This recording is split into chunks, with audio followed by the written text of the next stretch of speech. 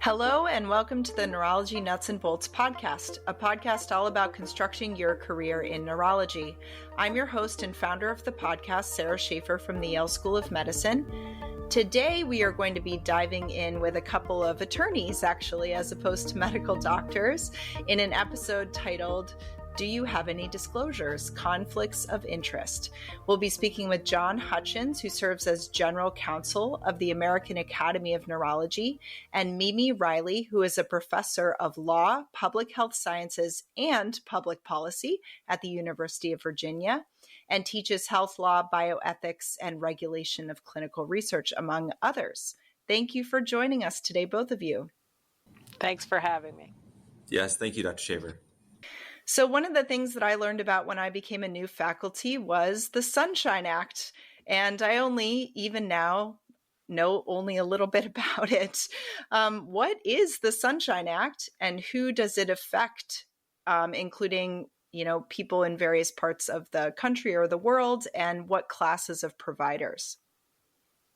Yeah, so the Sunshine Act, its formal name is the Physician Payments Sunshine Act, and that was enacted as a federal regulation in 2010. And what it does generally is it requires applicable manufacturers of medical devices and pharmaceuticals to report payments or transfers of value that are provided to physicians or to teaching hospitals. Okay, so I take it to mean from the official name of the act that said the word physicians in it, that includes just physicians and not other providers like nurse practitioners, physician assistants, nurses. Is that correct? Originally, that was correct. And for the first more than a couple years since its enactment, it applied to physicians. But more recently, that's been broadened to understand the influence of other practitioners in this area. And so what you now have is advanced practice providers are also included in the Sunshine Act disclosure requirements. Okay, and what kinds of commitments are automatically reported to the Sunshine Act, and what is the consequence for physicians? Are there things that they may do that you might think of as a conflict of interest, but that are not automatically disclosed? Mimi? The disclosures are interactions, and it's a good way to think of it as the different types of interactions that physicians might have with a manufacturer or producer of medical products. So the first category of disclosures are transfers. It's always got to be a transfer of value. A transfer of value can be de minimis, though. Anything over $10 counts as a transfer of value. So the first category is a transfer such as meals, travel reimbursements, and consulting fees. Then there's a second category, and this is the one that often catches physicians up where they don't expect this sort of thing to be reported, but that applies to ownership interests and investment interests. And importantly, it's not just your investment or ownership interests, but anyone in your immediate family. So people don't expect that it's going to apply to their spouse or dependent children if they have things, but it does. The third category, and this one is a little bit different, the flow goes a little bit differently because there's a recognition that research funds may not go directly to the researcher. It may actually flow through their institution. So the disclosure also flows through the institution, but that covers any payment that's made for research, clinical trials, or other product development. So with regards to the Sunshine Act and just conflicts of interest in general, I agree the investments is a little bit of a surprise or just question mark for a lot of physicians. I couldn't be the only physician who just sticks their money into some fund and lets them figure it out on the other end. And I honestly have no idea where that money is or what it's being invested in. What is the responsibility of the physician to know the details of these portfolios? Are there ways to request that the portfolios exclude these types of problems? Well, I think an important, Mimi, correct me if I'm wrong, but an important exclusion for reporting here are investments that are involved in a mutual fund. So you wouldn't have to go through your mutual fund to determine what, if any, manufacturers are included in those particular funds. So in that regard, you have one piece that helps. Yeah, the notion is that mutual funds, you can't influence a mutual fund. You don't have control over its purchasing or selling decisions. And so even if you have an interest, that interest is actually diluted over the whole mutual fund. On the other hand, if you own an individual stock, for example, arguably its price may go up or down depending on something that you do. And in those instances, it's viewed as a possible conflict of interest. So for those of us who are putting money into a Fidelity retirement account or something like that, are those part of that sort of mutual fund exclusion? It is, and you should feel pretty good about that. It's actually when you get richer and you start having a financial advisor who's helping you with individual stocks that it's going to be a real problem. And those can be real headaches. Although you don't have, in the Sunshine Act, you don't have the disclosure responsibility, but you do have to check and make sure it's correct. And that's where individual stocks can start creating headaches. That's right, Mimi. I was just going to make that really important distinction. When we're talking about the Sunshine Act, it's the manufacturers, it's the companies that are required to report under this act. It's not the individual physicians who are being required to report. But as Mimi noted, it's important to take a look at the reports that come in to ensure that they're accurate from your perspective as a physician. And there's an opportunity, or at least a notice period, wherein you can dispute a particular report that a manufacturer has, put into the system regarding a payment. And certainly, as we will talk about, there are plenty of instances where you yourself are reporting to various institutions like your own academic center or the American Academy of Neurology if you're having a speaking engagement or something like that. So that's really helpful to know. I'm not quite there yet with being wealthy enough to have my own financial manager, but oh well, maybe some of our listeners are. All right. So aside from dealing with industry, pharmaceutical companies, device companies, those types of things, what issues arise when involving oneself in other activities like serving on the board of a political action committee or working for a nonprofit?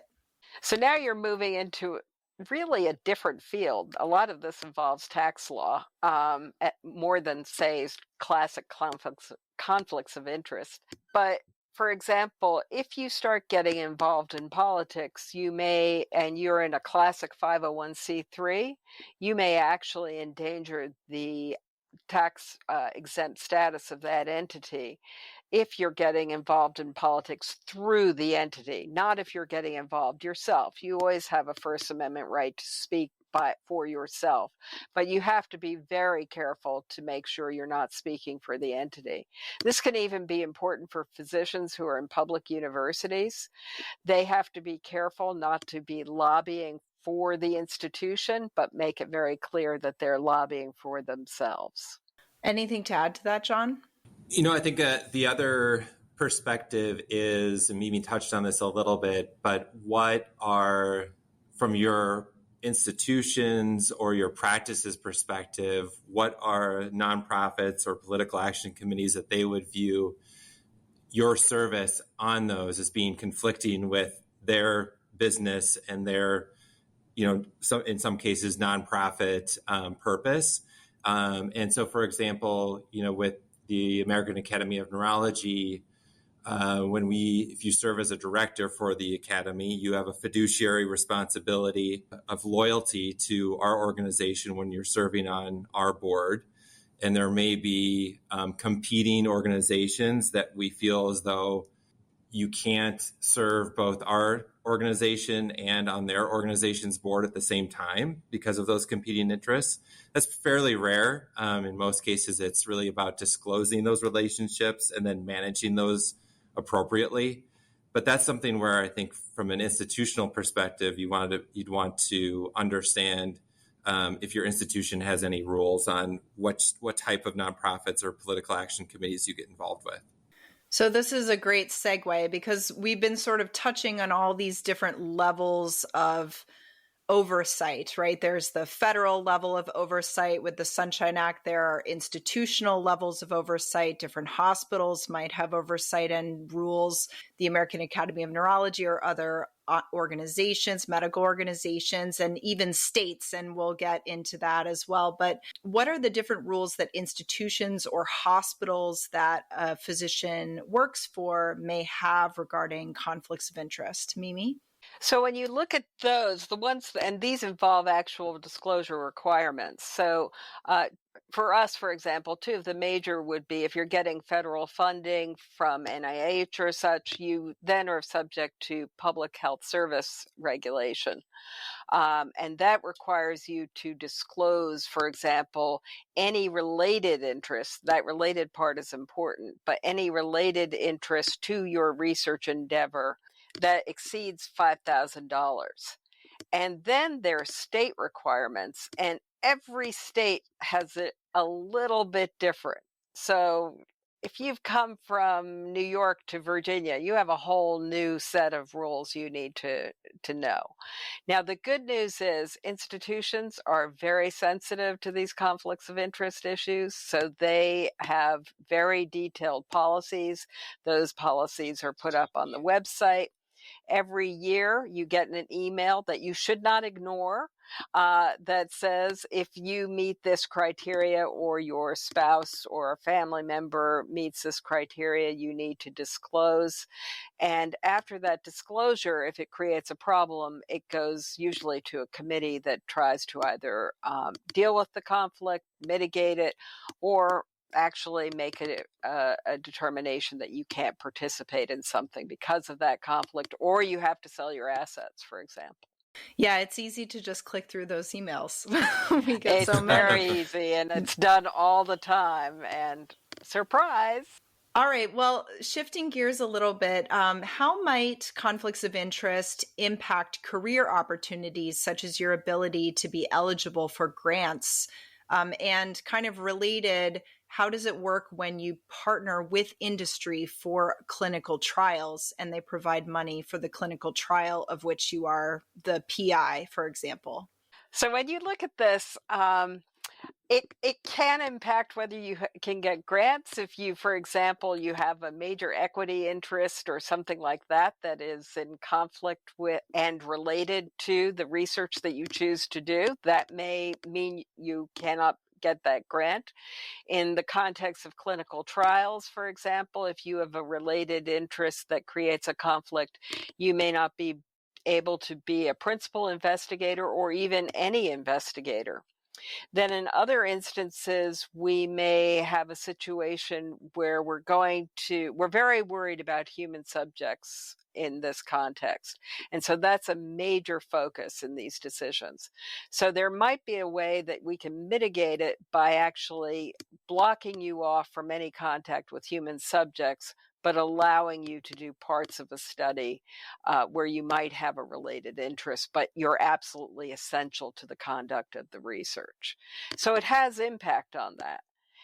At the same time, I don't want to tell people that they shouldn't do some of this work, because a lot of times when they're doing this type of work, that means they're really innovative. It's a consequence of the situation we have with Bayh-Dole, where we actually made a decision that we weren't going to say that researchers or their institutions couldn't have intellectual property in their own inventions.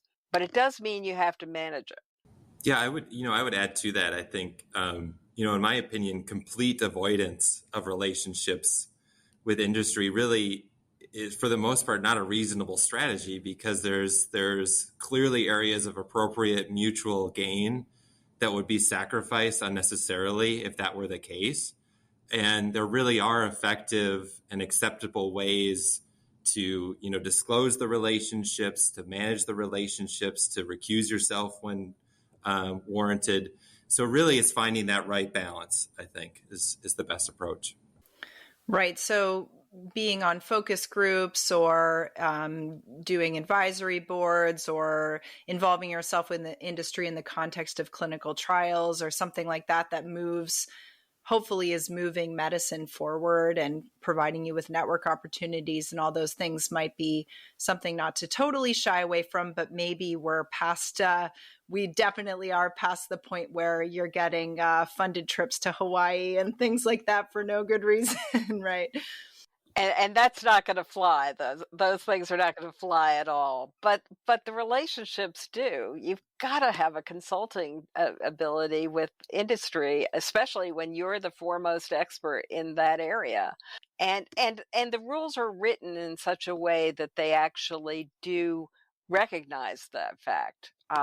It's when people get in trouble, in my experience, it's when they don't look at all or they're ignoring the problem. They're not talking to their chair, for example, knowing how things might be involved in some of these decisions. And as a result, ignorance is not bliss.